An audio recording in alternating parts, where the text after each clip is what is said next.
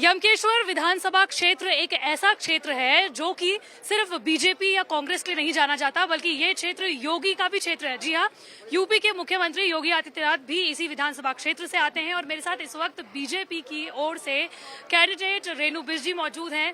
सबसे पहला सवाल तो यही, क्योंकि मैंने योगी आदित्यनाथ का नाम लिया है, तो क्या इस वजह से आपको ये टिकट मिला है क्योंकि आप बिष्ट हैं? लोग कह रहे हैं ये बात। मुझे तो सभी ने मिलकर टिकट दिया है, मेरे कार्यकर्ताओं ने मिलकर टिकट दिया, मेरे शीर्ष नेताओं ने मिलकर टिकट दिया। मुझे तो एक एक बंदे का मेरे पे ऊपर हाथ है जिन्होंने मुझे टिकट दिया। ठीक है, क्योंकि हम लोग जातीय समीकरण पर बाद में आएंगे, लेकिन आप ये बताइए कि यमकेश्वर के लिए आपका विजन क्या है? यमकेश्वर में तो मेरा शुरू से आज मैं 20 सालों से संघर्ष कर रही हूँ। तो 20 सालों से संघर्ष एक ही है कि मैंने अपने जो मेरे प्रमुख कार्यकाल में अधूरे कार्य रह गए थे उनको पूरा करना है। और माननीय रितु खंडूड़ी जी हमारी दीदी हैं, वो उनके भी कार्य हैं जो छूटे उनको भी मैंने आगे बढ़ाने का कार्य करना है। और ये नहीं कि मतलब एक विजन ये है कि मुझे किस तरह से मैं अपने युवाओं को रोजगार दे सकूं, ये मेरा सबसे बड़ा विजन है। रोजगार का सबसे प्रमुख मुद्दा है महिलाओं को कैसे, मैंने पहले अपने प्रमुख कार्यकाल में मैंने कई महिलाओं को रोजगार दिया। आज भी अगर मुझे मौका मिलता सही समय पे तो ये क्षेत्र की दिशा दशा कुछ और ही होती। ठीक है, बात क्योंकि आपने जब आप मंच पे कह रही थी तो आपकी कह रही थी कि जो आपके विरोधी हैं जो इस वक्त कांग्रेस की ओर से लड़ रहे हैं वो कभी एक जगह से लड़ते हैं, कभी दूसरी जगह से लड़ रहे हैं, लेकिन रितु खंडूरी के बारे में भी यही कहा जा रहा है, वो यमकेश्वर से मौजूदा विधायक हैं लेकिन कोटद्वार से लड़ रही हैं।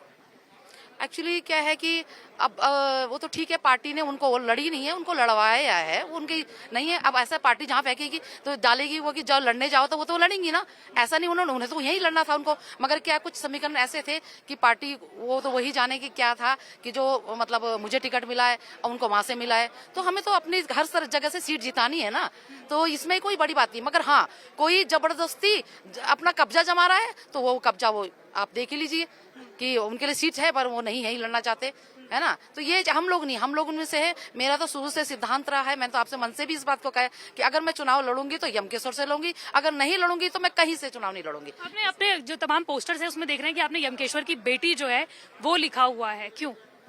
यमकेश्वर की बेटी मैंने इसलिए, बिल्कुल बहुत अच्छा क्वेश्चन किया आपने, कि वैसे मैं बहू हूँ यहाँ की, मगर मुझे एक मायके की तरह प्यार मिला।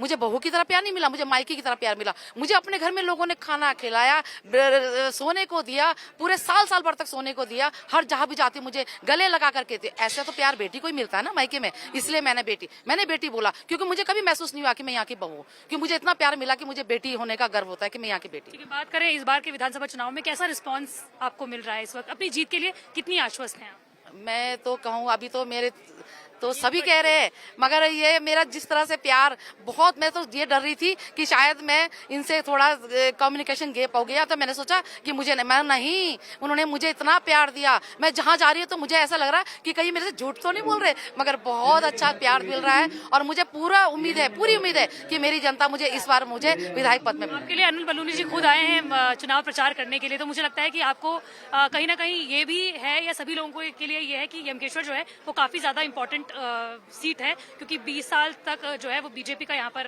कब्जा रहा है, कब्जा ही रहेगा कब हमेशा। आप देख लेना, अब मैं ज्यादा नहीं कहती हूँ, मैं इतना कह रही हूँ कि 25 सालों तक तो कोई नहीं हटा सकता अगर इस बार जीत गया तो। अपने लिए जीत के लिए काफी आश्वस्त है रेणु बिष्ट जी। तो चलिए आपको थोड़ा बहुत ये दिखाते हैं। जी जी जी जी, ये हमारे चाचा जी हेमंत बोखंडी जी, ये भी यहाँ चुनाव के मतलब टिकट की दौड़ में थे बीजेपी से, लेकिन तो ये तो बहुत जी, आपने बहुत ही महत्वपूर्ण बात की है। आप भी यहाँ पर प्रत्याशी के लिए आप चाह रहे थे कि आपको भी सीट मिले, लेकिन अब जो है बिल्कुल हम देख रहे हैं कि हाथ पकड़ते हुए रेणु जी आपको मंच पर लेकर आई। तो मेरा जो है ना, मैं प्रत्याशी था, ये सत्य है इसमें, लेकिन मैं बीजेपी का एक सिपाही हूँ।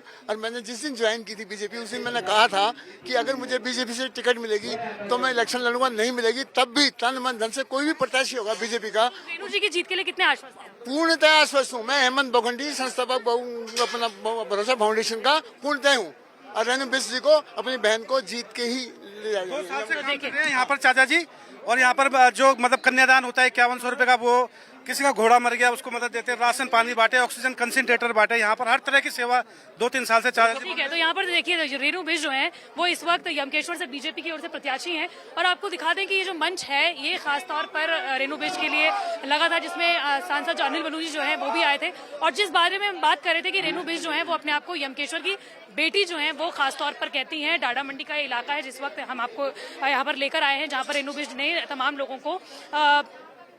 लोगों के सामने अपनी बात भी रखी है और साथ में ये कहा है कि वो अपनी जीत को लेकर पूरी तरीके से आश्वस्त हैं।